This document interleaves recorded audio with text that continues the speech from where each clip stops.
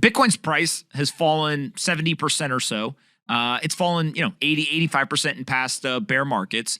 At the same time that the price is falling off a cliff, it seems like many of the underlying fundamentals, hash rate, Lightning node capacity, Lightning network, everything continues to kind of move up into the right. Some are at all-time highs or some are near all-time highs.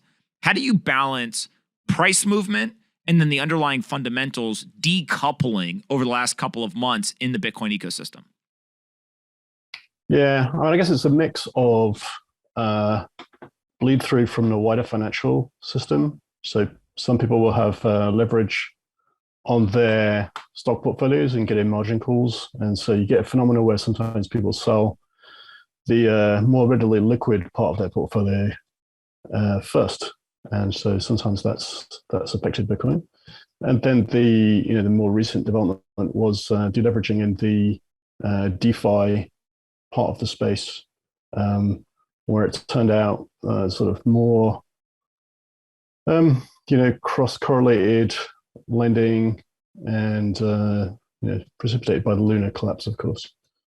But other people exposed to that, and then Three Arrows Capital having issues, and companies that turned out had made unsecured loans to Three Arrows. When you think about whether it's Luna, Terra, UST, or many of these other kind of high leverage or altcoin focused issues that are playing out in the market right now, how intertwined is Bitcoin in that? Is Bitcoin just at the whim of what goes on in the rest of the market, or can Bitcoin actually break away, be immune, somehow separate itself? Well, I mean, it is, it's connected in the sense that it's the investable asset class. And so, there's a lot of Bitcoin that gets used for collateral in DeFi platforms via wrapped Bitcoin and other kind of wrapped mechanisms.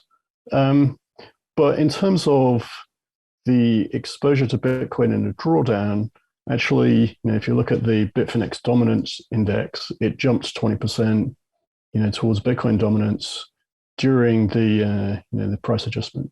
So that's to say that Bitcoin is down, but the alts as a basket are down a lot more, and so have a very high percentage growth to get back to where they were, if they in fact they will. I think historically most altcoins have reached a high point against Bitcoin and then individually never recouped that position again.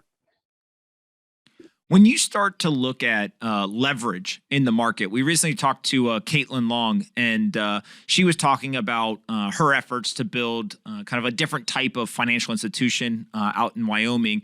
How do you think about Bitcoin's ability to incentivize people not to pursue what many would consider the traditional banking model, which is rehypothecation and high leverage?